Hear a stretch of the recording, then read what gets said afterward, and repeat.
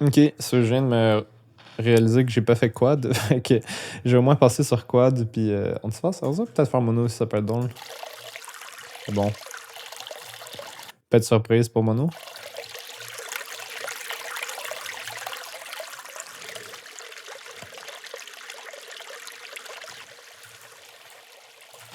Donc, par contre, un des avantages à faire ce que je viens de faire avec le Decorated Quad, c'est ça change définitivement la nature du son. Parce qu'au lieu d'avoir comme un peu euh, une fois le nombre d'événements de splush, splush, blip, bloop, il y a comme un peu deux fois ou quasiment quatre fois si on décorait avec tous des monos le nombre de blip, bloop. Fait que ça peut un peu comme changer la nature de l'eau. C'est sûr, j'ai essayé d'équilibrer pour le volume, mais c'est sûr, si vous avez comme des sortes d'accumulation vraiment sparse, dans le fond, sparse comme, tu sais, ça arrive de temps en temps, c'est pas comme ultra crowded. J'ai vraiment la misère à pas parler anglais, je suis désolé.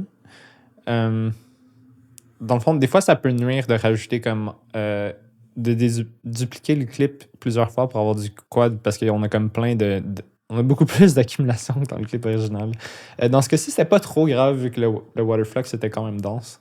Mais bref, je vais faire play. Puis là, au moins, ce que j'espère que vous allez pouvoir voir avec le quad, c'est que quand je suis au centre, je vais tourner avec position d'orientation, puis il va comme moins avoir ce trou-là justement au centre. Quoique, on va still avoir le feeling qu'il y a quatre euh, speakers autour de nous, mais ils vont vraiment être placés. Hein. Oups, j'ai cliqué ici, puis ça n'a pas aimé ça.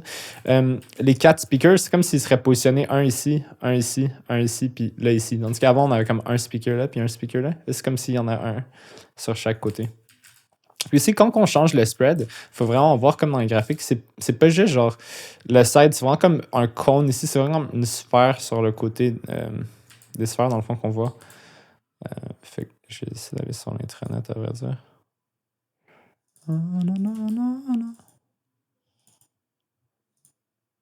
Ah, ça, j'ai juste d'ouvrir le cours 10. C'est les mêmes images qui sont dedans, mais bon, ça peut être un peu plus rapide à voir. Cool. Donc, ces images-là ici, ça. Fait que ça, c'est comment il map justement en stéréo. Donc, si vous mettez comme. Ça, c'est un peu la sphère sur laquelle j'ai mappé le son pour vous. Fait que là, ça, c'est comme si vous avez un fichier quad, puis vous augmentez le focus. Il faut vraiment que vous le voyez comme quand que le spread est à 0, c'est un point, mais quand vous montez le spread, c'est comme une sphère un peu de chaque côté qui monte comme ça. Donc, si c'est en stéréo, c'est comme ça. Puis là, le focus va déterminer à quel point ça bleed partout. Fait que là, s'il y aurait comme vraiment pas beaucoup de focus, ça serait tout ça. Alors que si le focus serait à 100%, ce serait comme un point ici à droite puis un point ici à gauche. Donc, en jouant avec le focus puis le spread, vous pouvez comme venir shaper comment sur la sphère votre son est volumétriquement parlant. Donc, yeah. Ok, là, je vais jouer. Alors ça, je vais aller à l'intérieur. Puis je vais jouer le quad. Donc, ouais.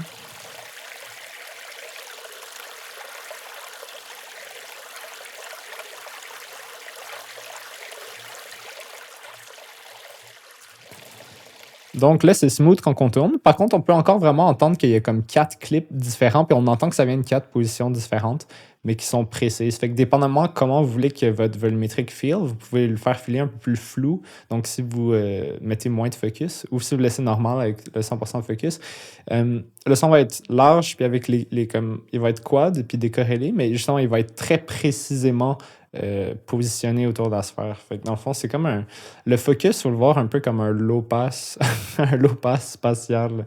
Je vais vous envoyer une vidéo sur les clips ambitionnés qui montre un peu le concept. Puis je trouve, une fois qu'on le voit dans l'autre vidéo, c'est vraiment plus simple à comprendre. Mais bon, les hautes fréquences positionnelles, ça veut dire un point ultra précis, pas beaucoup de spread. Puis plus on descend comme la précision spatiale, plus la position devient floue. Donc un peu comme des low frequency. Bref. Je vais jouer Antiphase.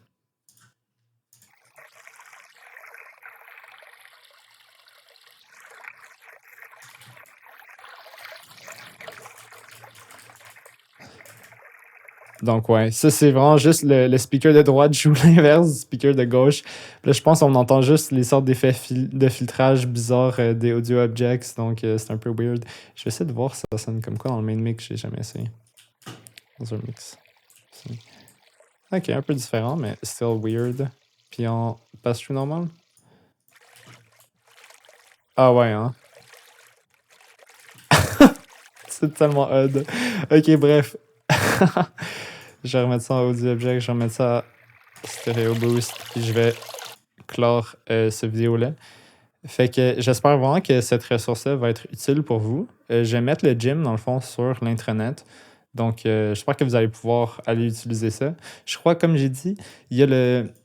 Je crois que les AK components sont faits désactiver leur occlusion refresh interval. Donc, si je rajoute un AK ambient qui contient un AK component à l'intérieur, ici, normalement, l'occlusion devrait avoir été tournée à 0. Ouais, donc comme vous pouvez voir, c'est à 0. Donc, si vous téléchargez ce projet-là, ça devrait être un prime réglé pour vous. Par contre, faut vraiment pas que vous l'oubliez. Parce que si un jour vous commencez à travailler dans un autre projet que cela, il faudra que vous le mettiez à off. Donc, oubliez vraiment pas ça.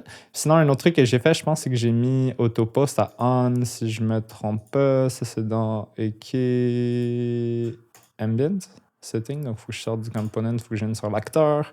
L'acteur, c'est AK ambient. Ces settings sont sur l'acteur qui ont un peu genre aussi tout collapse ici. AK ambient sound.